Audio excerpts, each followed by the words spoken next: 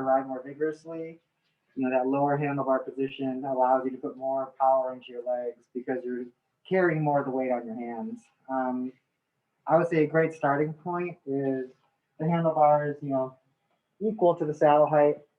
And then, no one's ever asked me to lower their handlebars. They always want them higher. So there is going to be some kind of, mechanical limit on how high these things will go. But if you can get your handlebars at the height of your saddle or above that, I think it's going to be a lot more comfortable for most people. How you could use that. There's all types of different little things. Instead of using a whole stem that would get your handlebars higher, they have these kind of extenders. So basically, this part goes into the frame, and then the stem would insert into here, and this is kind of going to get you to the same height using your existing stem and just this extender tube. The other option, of course, is getting different handlebars. So if you have a riser bar like this one that only goes up an inch, they do make handlebars that then go up 4 inches or something. So that's going to allow you to sit a lot more upright, depending on what your limitations are, either with the steerer tube or with your stem height. So, if you do want to really, we do offer a fitting service where you can bring your bike in. You can come in with your cycling wear, your cycling shoes, and we can set you up on a trainer.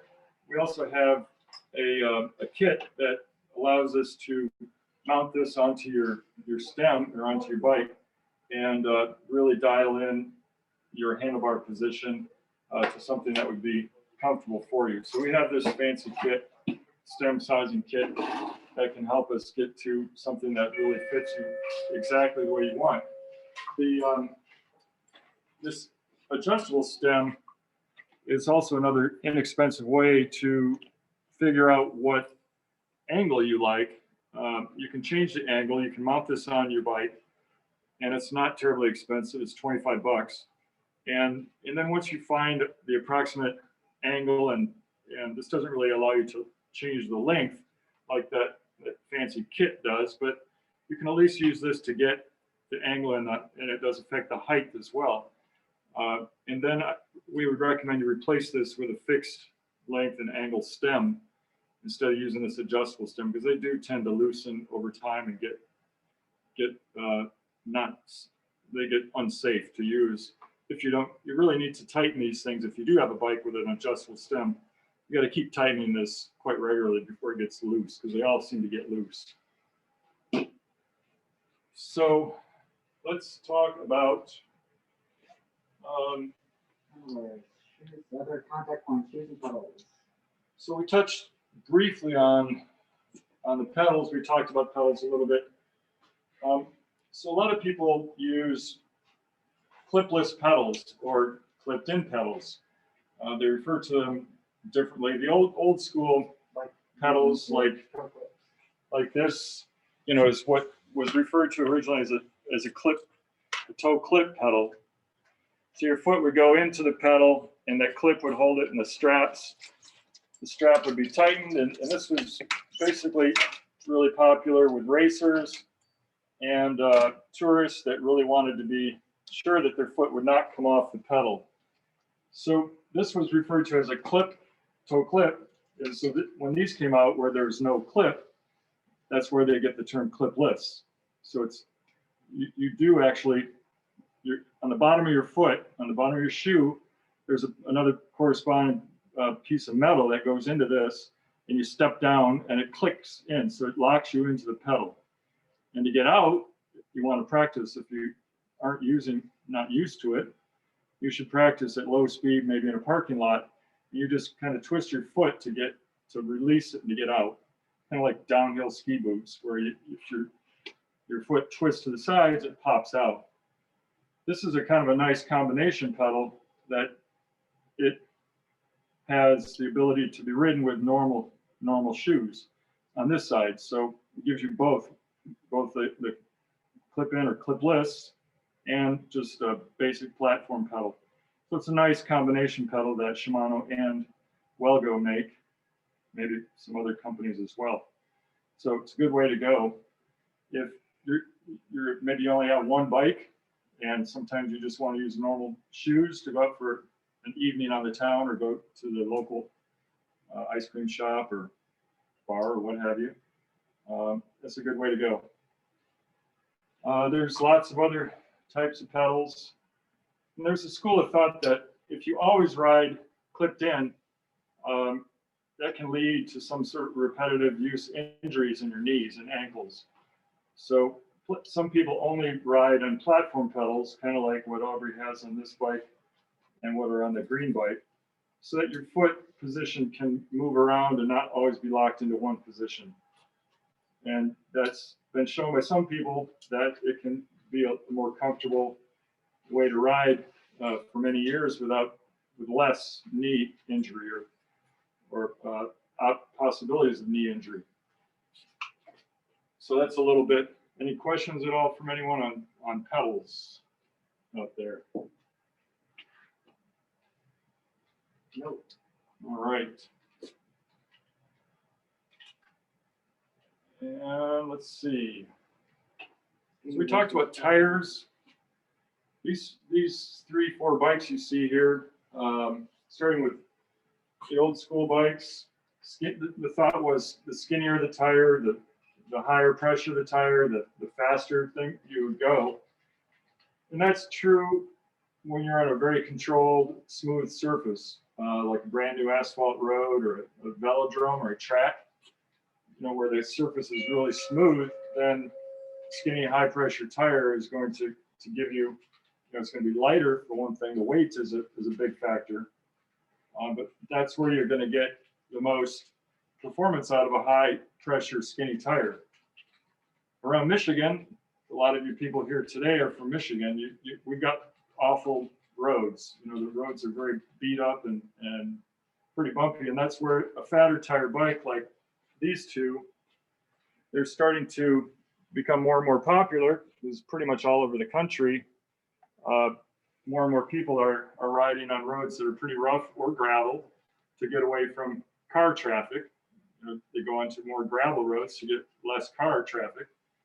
So the fatter the tire, actually you can roll faster and with less chance of crashing. If you have a fatter tire, it goes much more smoothly over rough pavement or gravel. So that's why you're seeing fatter and fatter tires on bikes, all the way up to the really fat tires, which can run 4 or 5 inches wide. And so the really fat tire bikes you can use in the snow or on a sandy beach, or really loose stuff that you wouldn't normally ride on a skinnier tire. So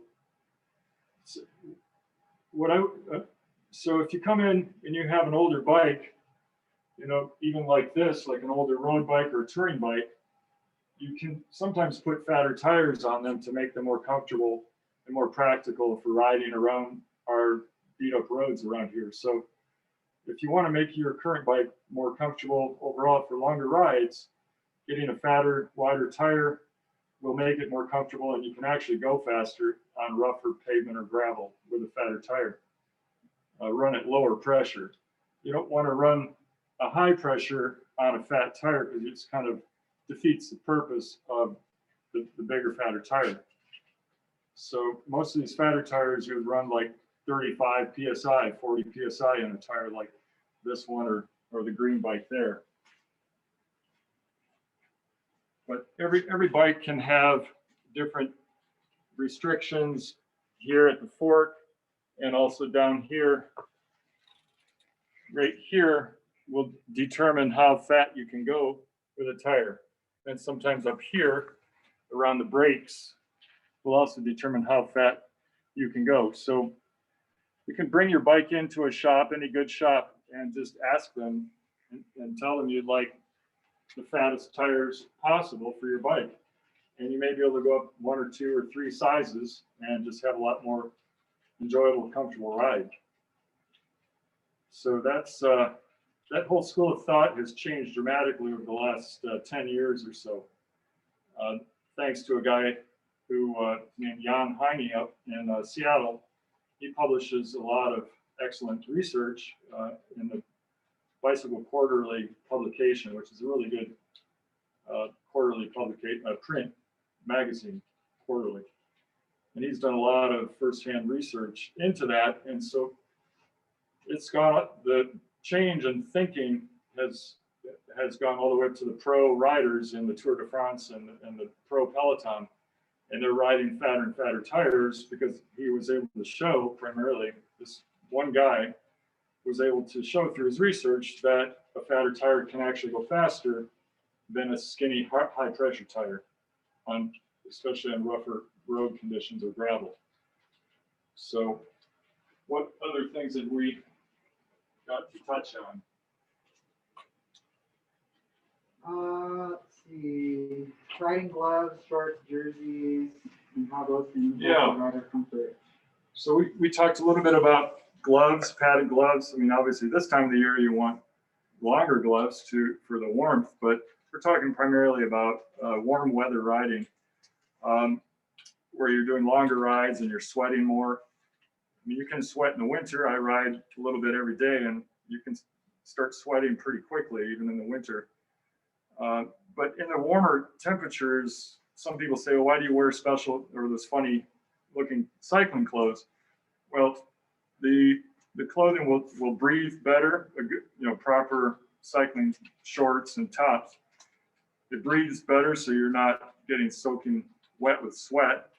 And also there's a bit of padding on the shorts so that you won't get saddle sore, or it just makes it more comfortable for a longer ride to soak up any perspiration and can really make your longer rides more comfortable if you're wearing a good pair of cycling shorts, gloves, and a top and a jersey. Under base layer of wool makes it really nice, especially in colder weather, that anything sweating is not going to get cold and clammy on your skin, especially when you stop for a break. So, in colder weather riding, just wearing layers, a windbreaker, where you can open it up because you'll be heating up pretty quickly once you get going for 5 minutes or so. You'll start to sweat. Layers is a good way to go on your head as well. So other things that impact your riding comfort, and I mean, it goes all up to your eyes. I always wear eye protection. Sunglasses when it's brighter out is really important for me. My eyes are pretty sensitive to the light, so I'm always using sunglasses when it's daylight, and then I also try to keep some clear glasses, safety glasses, if I'm riding after dark. That's relates to riding comfort. You don't want something flying in your eye and can cause you to crash or not see the road and have some problems. So keeping your eyes protected is pretty important, and that's why having fenders. This gets into more accessories, but having fenders to me and Aubrey, he's got nice fenders on this bike. That really, to me, it gives me more riding comfort, where I don't have to worry so much if it starts raining. I don't get all this water coming up on me on my bike. It takes one less thing off my mind if I've got fenders on my bike and I see rain clouds. I'm not scared of the rain so much when I've got fenders, and I don't mind riding in the rain as much. And so the rear, nice set of fenders like this we call it full coverage, where the fender comes all the way down low on the front and the back, is really nice for you, both you and the people. If you're riding in a group, the nice full fender in the back keeps the water spray off your back wheel from hitting your riding partners. So that's something to consider for your riding comfort and the comfort of people you're riding with. We didn't talk about seat angles. Let's go to this white bike. We've kept this seat kind of loose. A lot of people only think about saddle height going up and down like this. That's just one of several ways that seats move. They also have angle. And then you have saddles backward and forward motion or adjustability. So you can see this one doesn't go too far forward, backward, but maybe 2 inches. A lot of saddles will have about 2 inches of forward, backward, forward adjustability. This saddle adjusts with just a basic clamp, but pretty much every seat, every bike seat can be adjusted in all those directions, up and down, forward, backward, and angle. Now, when your seat angle is down like this, it tends to put more weight on your wrists and on your hands and on your arms. So you really should start out with your saddle at kind of a flat, parallel to the ground type position. Now, some people, want it nose down because they have discomfort on the rear end. I get that, but just so you know, it can put more weight on your wrists and cause numbness in your hands or wrist pain by having the nose down. I tend to ride with my nose either flat or a little bit up for whatever reason. I don't know, I've just gotten used to it. But try playing around with those other adjustments to your saddle, and you might find that also helps with wrist pain and maybe neck pain by just moving your saddle forward a little bit. It brings your head up. Moving it back gives you a little more room, more reach. There's some saddles just have a much longer rail from here to there. Some have really long rails. Some may have shorter rails. So, you can use that adjustability to help make, like I've had some frames that I bought used that the top tube was too short. So you can also get some seat posts that have what we call a longer setback on the seat post itself. Like Aubrey's yellow bike over there, you can see where the seat post comes up and it's got the mounting position is set further back. So it's got more setback. So you can get some seat posts that have 0 setback, or they have a really long setback to allow you to fit the bike better to you. If the frame doesn't quite fit you perfectly, don't just assume you need a different bike. I just got a question from Scott about, the way he put it, how to get your privates from getting beat up on the bike. As we were talking about the saddle angle, was making me realize, I think a lot of it is how people sit on the saddle. And the thing to remember is that what you're really supporting your weight on is your sit bones. If you were to sit on the edge of a counter or something, or if you were to sit on a fence post, you would sit this way on the fence post, not this way. So you really want to be carrying your weight on your sit bones. There shouldn't really be a lot of weight on this part of the saddle. Sometimes, by angling the nose a little bit down, it does help you to stay with that weight on your sit bones. Sometimes it is, you can kind of change the way you're sitting on the bike, rather than arching your back this way, which is going to tilt your pelvis and just have all your weight right on that soft tissue right there.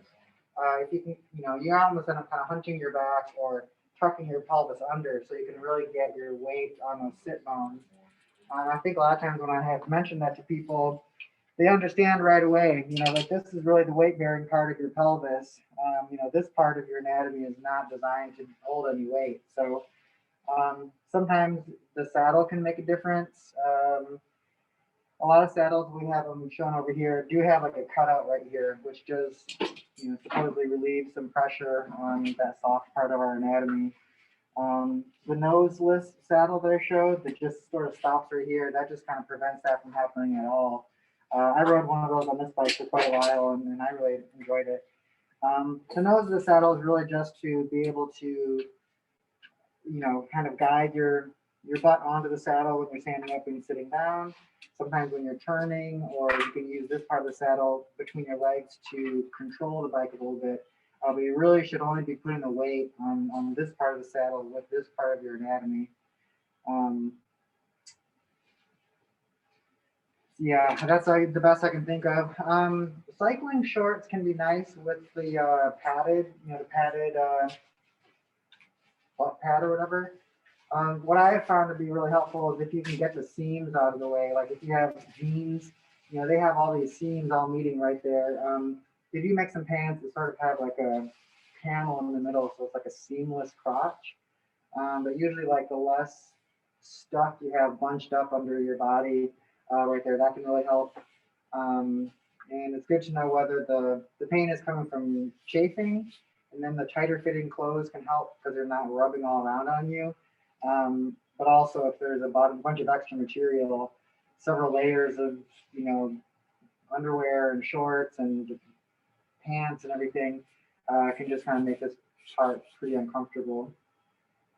So choice of clothes can help, but I think a lot of it is just how you position your body on the saddle, and having a little bit of an angle to the saddle can really help with that. So one thing that on a longer ride that I'm just thinking about what I do if I'm starting to get really tired and get a sore back or a sore neck, or a sore rear end, is when you're coming downhill or anytime you're able to coast, just stand up on the pedals and get your seat off your rear end off the seat, and give your rear end a little break that way. Just stand up and do that on the downhill section instead of pedaling or staying seated. You can also, I would say I've heard some people say every 15 minutes or so, just kind of rotate, with the helmet on, it tends to get kind of heavy on a longer ride, especially commuter helmets. I've got a commuter helmet and it's really quite heavy, and I should get a lighter helmet for my longer rides, but you put a camera up there or a headlight, then it gets really heavy. But just stretching your neck every 15 minutes or so, that can really help to relieve. If you're just keeping your same posture for an hour or more, it can really start to set up in your neck. So doing a little bit of head rolls and stuff like that while you're riding every 10 or 15 minutes can really help over a longer ride. So this is a time, I think we're done with the content that we wanted to cover. If any of you have something that you want to show on your own bike, this is the interactive part. So if you wanted to, you can pin the video on your screen. Just click on the little 3 dots in the upper right, and it says pin or pin your video, something like that. And then we'll see what your camera is seeing. And you have to obviously start your video. And you can show and tell something if you'd like, or you can stay on after everybody's gone, or we can schedule another time either online through Zoom or FaceTime, or you can come into the shop and we give free estimates. We're here Monday to Friday, 10 to 5, and we're here for you throughout the year, not just during this time of the year with the school's in session. We're here year round. So anybody want to? No one's chiming in. Nobody's raising their hand? No. Well, I appreciate you coming in. One thing I noticed is, again, that we had an issue with the recording, so we've only got about maybe half of this recorded, unless hopefully some of you recorded locally on your own computers. We're still kind of beginners at this, trying to figure it out. But we will share what we did record afterwards on the blog where the classes are discussed. So, and we'll also add some other related information linked to some other articles and things that might help you. But again, we'd love to see you in person, either in the flesh or online through whatever means you have at your disposal. So thanks again for joining us today, and happy trails, stay upright. Thanks again.